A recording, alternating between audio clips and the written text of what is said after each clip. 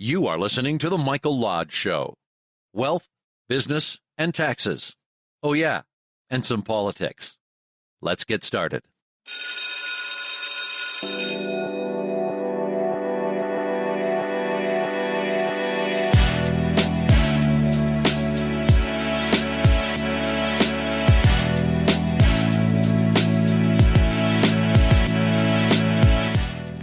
So here we go again. It's a Monday. Time to get up, put on your pants, and head to the office. Or if you like me, working from home. But we still have to put our pants on. Some of us anyway. At least I'm hoping you guys are doing it. Listen, I went out this weekend, and I thought, you know what I want to do? Because I saw on YouTube, and it was a YouTube that said Americans having afternoon tea in London. And so I was watching and thought, as I was watching it, I thought, you know what? I think I can do that. I think maybe there's a place in Palm Beach that I can find a restaurant or a hotel that serves afternoon tea. It's a nice experience. If you've never done it, try it because it's a relaxing experience. You can sit there, you can ponder over life as you're filling your face with really good desserts and little finger sandwiches and stuff and drinking your tea and not feeling guilty about it. At least I don't think I was feeling guilty because I ate it all. Listen, it was good stuff. So I found a place and really nice little boutique hotel on the island of Palm Beach, very close to Worth Avenue. If you know anything about Palm Beach, we have this really nice shopping area that's called Worth Avenue. And they've got the upper end shops there and restaurants and coffee shops and everything. Well, this is just right before you get to that street. A really nice little boutique hotel. So I went, but what made me feel sad is that I was the only one there. It was a beautiful setup, very London, very, the wood paneling, the leather couches. Beautiful setup. But I was the only one there. The restaurant was empty. The bar area was empty. People were canceling their orders. Their reservations.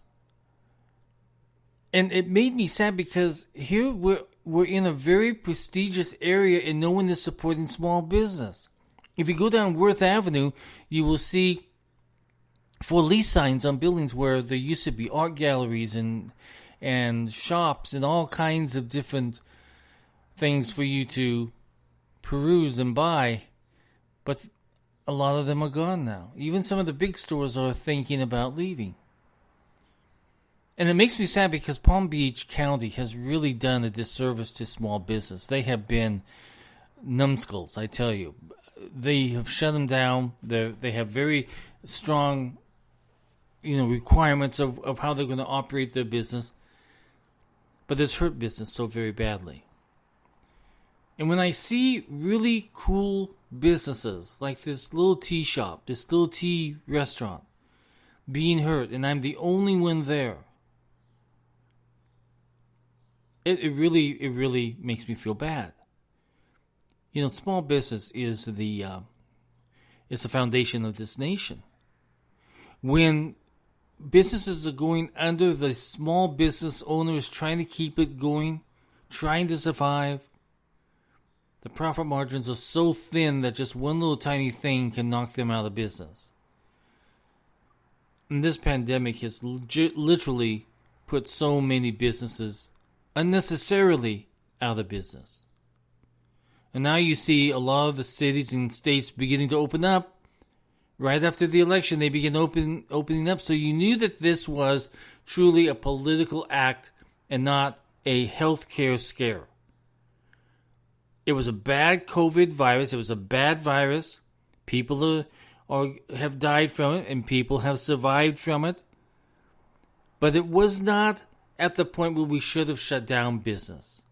Or we should have shut down our lives this much, because now everybody is suffering because of this mental stress of not being able to communicate or talk with other people. to see them eyeball to eyeball. We could have done all of this safely. Everything could have been done safely, but instead what the government decided to do, especially in West Palm Beach, I have no respect for them whatsoever, is that they shut businesses down. And they continue to do it even to this day. Small businesses need your help. Start doing your business as small businesses. I hate to see it so badly hurt this way, because you're always so respectful. I'm always respectful of people who take the leap of faith and start a business and really work it hard, trying to do everything that they can do to survive, to make a buck or two. Support your small business. That's all I'm asking. Just support your small business. Now, I want to talk about the tax situation, because the governor, not the governor, what did I say, the governor? President Biden wants to raise our taxes. Now, when Trump became president, our corporate tax rate, I believe, was at 35%. That was our corporate tax rate, 35%. He reduced it down to 21%. That did a lot of good for businesses, because what they did is that money that they were spending on taxes, they were literally creating more jobs. And they were buying new equipment. They were putting capital in place that they needed to survive as a business. So the job market was good. It was strong. People were getting jobs. It created jobs. It was good. Now we're going from 21% right back up to 28%. That's what Biden wants to do. He wants to raise it 7% points. That is not this is not the time to be doing that. We are barely getting out of this COVID stuff, and things are beginning to open up, and he wants to open up small businesses. Now, a lot of small businesses are S Corps, and a lot of small businesses are LLCs, but a lot of them are C Corps, too, that get taxed at that 28% rate that he wants. So what's going to happen is that businesses are going to pause. They were doing really good under 21%. But now it's going up to 28% and probably even higher if Biden gets his way. So what's going to happen is we're going to see businesses pause. Okay? No new hiring. No new purchases of equipment that they need. They are going to try to survive on what they're doing, because they can hardly survive as it is now. Remember what I said is in businesses, the profit margin is razor thin. In just 1 or 2 or 3 or 4 or 5 or 7%. In higher taxes can drive a company out of existence. It really can. I know, I'm a tax guy. I've been doing this for a long time. I've seen what lower tax rates do to smaller business. It gives them confidence to continue on. But when you boost it up to 28% to pay for nonsense in the government, that makes businesses say, okay, let's calm down. Let's not hire any more employees. Let's not create any new jobs. Let's just pause. And so we'll pause. We'll pause for the next 4 years. Exactly what happened in the Obama administration. American businesses were not sure exactly what Obama was going to do next on the healthcare mandate, if it was a tax, if it wasn't a tax, on overtime and all the other things. And the other issue that we're being faced with right now is that Biden wants to create a $15 minimum wage federally. Well, not every state can afford that $15. And I'll tell you right now, not every small business can afford that $15 increase. It's done a lot of damage in Seattle and California, where they have implemented these higher rates. Right now, California, I believe, is sitting at 14%. Next year, they'll be at 15%. They did it over time. But in Seattle, it has hurt small businesses. See, the problem is that when government says, well, we need to raise it $15, they forget to even look at the big picture of that $15, because that $15 raises everything up. It raises up payroll taxes. It raises up workers' compensation. It raises up the risk of insurance at the company. It raises everything up. So when you measure it all out, that $15 is now $18 because of all of the other added expenses that gets added onto that $15 wage. So when they say stupid stuff like this, can a small business in Arkansas, let's say, survive with an $18 minimum wage or a $15 plus minimum wage? No, they probably can't, because the living standards are at a different level than the rest of the nation. Not every state is the same.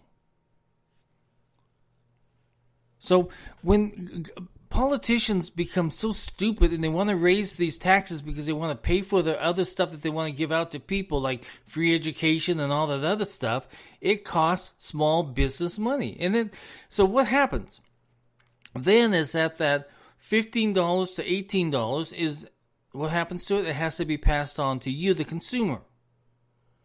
So when you used to go in to get that $6 hamburger, it is now $8 hamburger. So just remember that with every tax increase, so does the cost of goods go up, and the cost of running a business go up, and it gets passed on to you.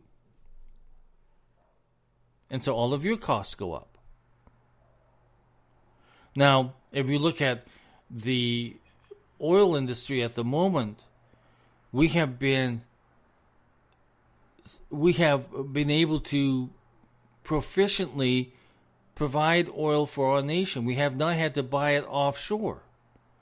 We have been able to build up our reserves because we were able to do fracking, and we were working on other oil incentive type situations, and we were doing very well. But now Biden has decided to attack the oil industry. See, the problem with Biden is he thinks that if you're making any money, he should have a part of it. And that is the problem with Washington, D.C. at the moment. Even Bernie Sanders came out and started attacking all the billionaires. Well, I'm sorry, Sanders. I tell you, it really frustrates me because businesses have it tough right now, and government wants to make it even tougher for small business. And I just do not go along with that. And nor should any American go along with that. In the first few days of the Biden presidency, he has attacked our oil industry, and he has attacked small business, and he has attacked the medical expenses to you and I. They are going to go up, especially on diabetic medicine, insulin. Trump had put in place to lower those costs to the American people. So what does Biden come along and do? He erases that order from the president. So what does that do? Pharmacies, the pharmaceutical industry gets to raise their prices again. So now we have added costs to our medical expenses. And a lot of you are paying that out of pocket because your insurance companies don't pay for the full amount. So it's going to hit us again. So that's what I keep saying to the American people. I said, you know what? Elections have consequences. And if you're not voting in people who are pro-American and are pro-business and are pro-jobs, this economy suffers. You and I suffer. When we go to buy anything now, it goes up. It does not go down. So I think that what happens a lot of times, especially in Los Angeles, when they enacted all of this stuff, the underground cash business, in other words, those companies that are just taking cash, businesses that are just taking cash, will not be reported because the taxes are too high in California. So California high taxes creates a new underground economy. And it's all over Los Angeles. It's in all over San Francisco. Because if they report any more money to California and to the feds, it's going to cost them money, and they won't be able to survive in business, because their whole business has always been to produce stuff and sell stuff that are at lower cost than anybody else. And they do it from their homes. They do it on vendors. They do it on street vendoring. They do all this sort of stuff. But those individuals are now getting so attacked by government that they probably will not be in business any longer. So what do? They pick up, they move, they go to a different state that doesn't have so much hectic tax life. People are moving to states that have friendly tax. So here we are, Americans. We have voted in a government that is literally every single day that they have their pen creating more problems for small business and more problems for the American people. So that's why I will tell you this over and over and over again. Elections have tax consequences. Elections have financial consequences on each and every single one of us. And we have got to do better at voting. Now, going from 21% on the corporate tax rate to 28%, that's 7%, that will hurt business. Remember, it was 35% under Trump, and he reduced it down to 21%. And now Biden wants to go up to 28%. And the Democrats are just going to fall in line because they love taxes. If you find a politician who loves taxes, get rid of him or her, because they are not doing any good for the American people.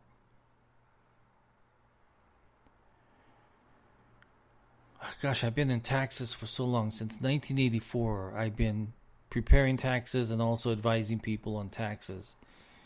And listen, there are a lot of people, a lot of companies out there at the moment who are advising the higher wealth individuals to move out of the country and into more tax-friendlier countries. I think their line is, go where you're wanted. So a lot of these people are going to other countries, and they may have 4 countries that they have a passport with or a visa with. Places where they have a much smaller tax margin, much smaller. I was reading, let me see if I can find it here, because they were comparing it to other countries. And they were showing that compared to even China, if you go to that 28%, we will be higher than China. That is not a good thing. We will be higher than Canada. We will be higher than Britain.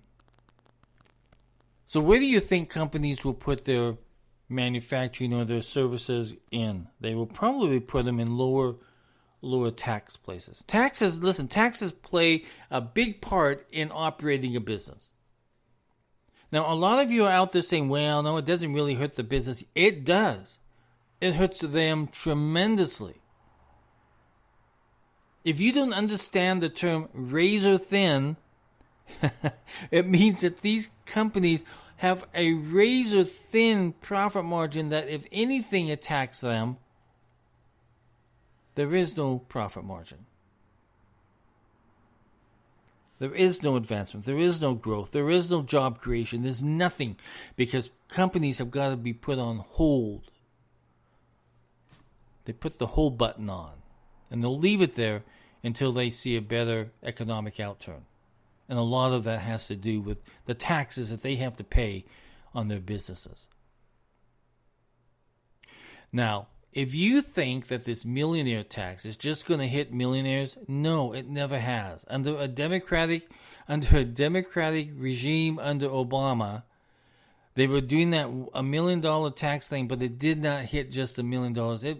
It hit the people down in the middle income brackets.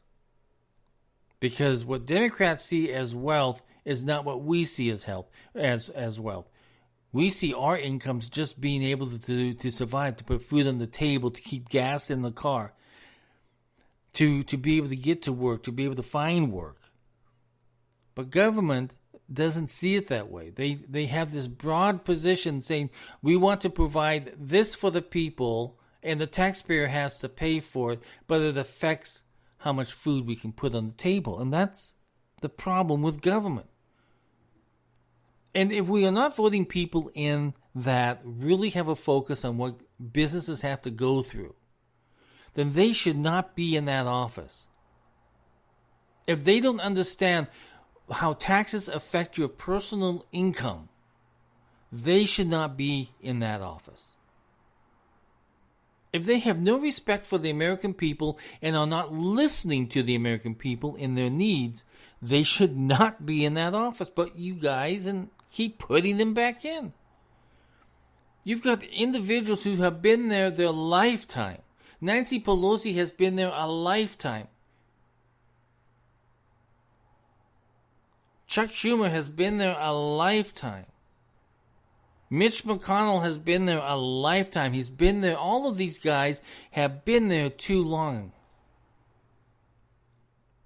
And they don't care about the American people anymore. What they care about is the power that they can yield.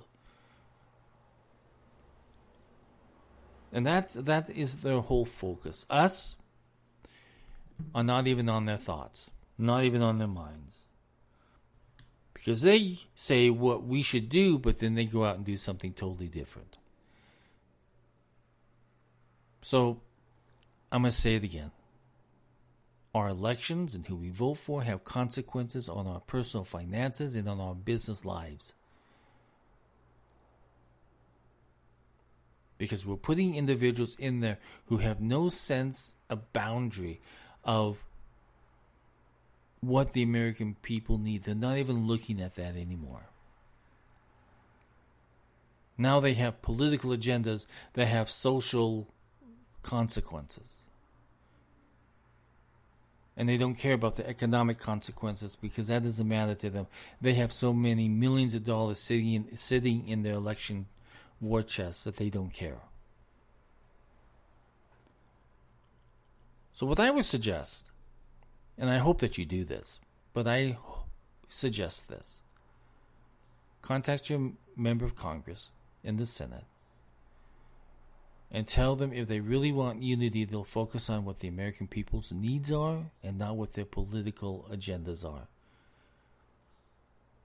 Focus on what the American people need and not that they want to impeach a president that's already out of office. Do you know those impeachments cost millions of dollars? They're no cheap thing.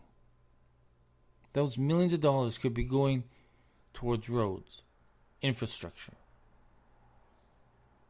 By the way, which you hear nothing about.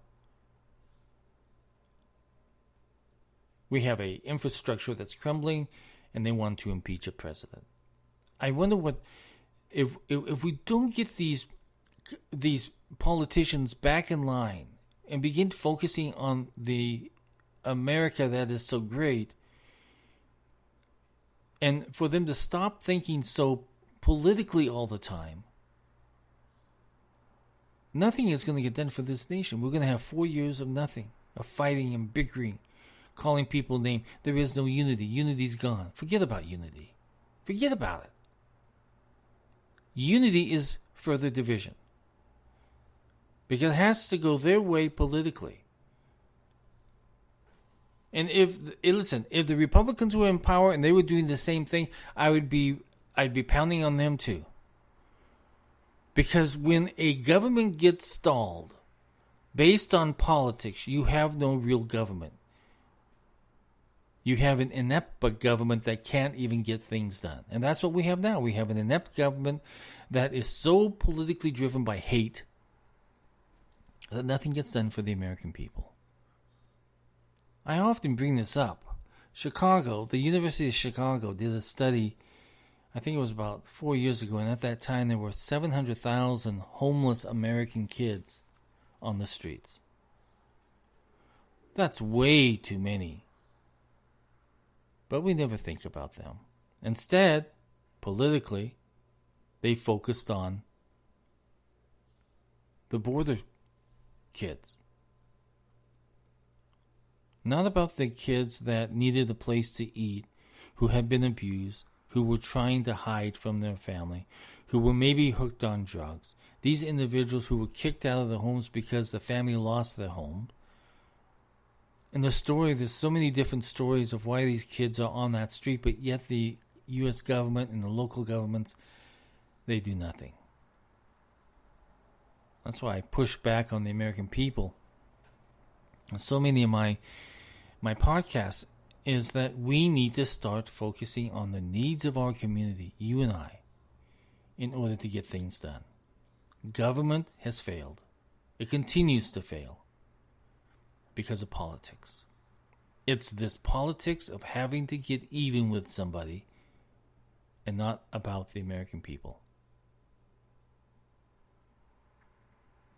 Now, Biden says, I saw him in a speech the other day when he was talking about how people were having to stand in soup lines, food banks, and how bad he thought it was. The problem is Mr. President, the people who created those lines are the governors, the Democratic governors, and all governors, really, and Republican governors, who shut their states down. Jobs were lost. Businesses were put out of business. You have to take responsibility of that. And if you don't focus on the American people instead of your political agendas, then there will still be people in those food lines, those food bank lines, soup lines, people living on the streets, homeless. Because instead of getting some good, positive economic plans on how to create jobs, you don't do it. Instead, you start taking jobs away. First 2 days, you eliminated, 50,000 some odd jobs. Well, if that 50,000 counts. And then I hear Buttigieg saying, well, we're hoping that the Green New Deal will create new jobs. No, it won't. It will not.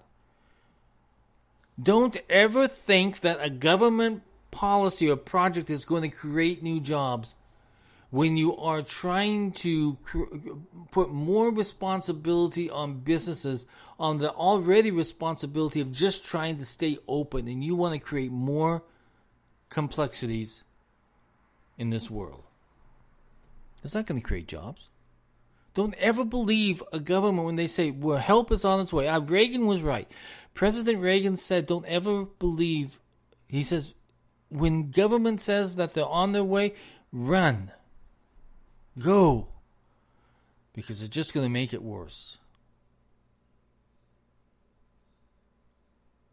But unfortunately, we have a dominant thought process in Washington, D.C. at the moment that politics is more important than the American people. So the only thing that we can do is hold them accountable. And that means that you and I have to get on our phones, we have to get on our email, dedicate some time each week focusing on things that is needed, that you feel needs to change. It's up to you and I. Because we can no longer trust even the Republican Party or the Democratic Party to represent us. No, they're not representing us anymore. Our members of Congress is no longer representing us because they are so tied to their political party and to their political agenda instead of the needs of this great nation. So you and I, we have to take control. We have to look within our communities and begin to say, okay, what do we need to do to make our community stronger and better, healthier, safer? What do we do? That's what we should be thinking about. What can I do in my community to make it better? That's our responsibility. Now, 2022 is coming here very quickly. And we're going to have elections for Congress. If you feel that your congressperson is not representing you, is not listening to the needs of the nation, get rid of them very quickly. Find a candidate that will. The only problem that, even when I even say that, when candidates get to Washington D.C., they get in love with the word of power, with the power that they get, the committee that they're on, and then they completely forget about the American people. They become drug addicts of power. That's the problem when they go to Washington, D.C. So you've got to get a commitment from these new politicians that are running for these offices. What is your commitment to us? Not the party, but to us. Elections have tax consequences and financial consequences on our lives. So you and I, we've got to do better at finding the right people to fill these jobs in Congress. Okay? America's a great country. Listen, take an afternoon off sometime. Find a place where they do afternoon tea. Just sit there and relax. Eat your goodies. They give you a lot of goodies. I mean, a lot of good stuff. It's a good tradition, I think, to get into. It's just taking some time during that week or that month and just dedicate it to yourself. Spend a little bit of time, drink some tea.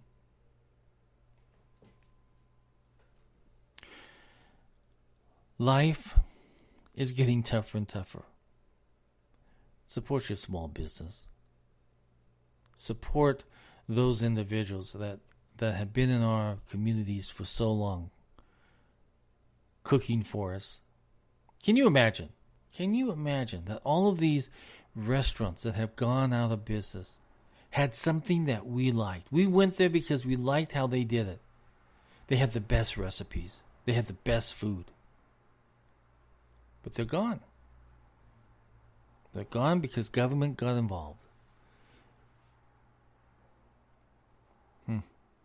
Shameful. Absolutely shameful. So this is a brand new week. I want everybody to go out there, do something good for your community. Do something good for you. Take some time for you. Because we have a long 4 years ahead of us. And we need to work together. We need to stick together. Listen, if you want to send me a text or message, just send it to 818-252-5682. Again, that's 818-252-5682. Or send me an email at info@lodge-co.com. If you want to know what I do in my day job besides this podcast, go to www.lodge-co.com.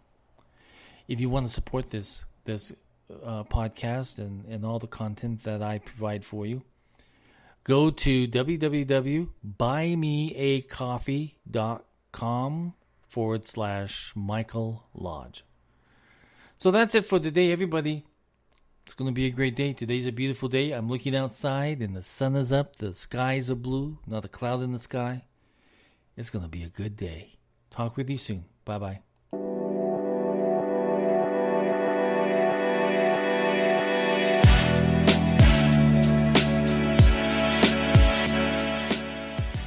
This podcast is brought to you by Mike Lodge, produced by Michael Lodge, focused on content.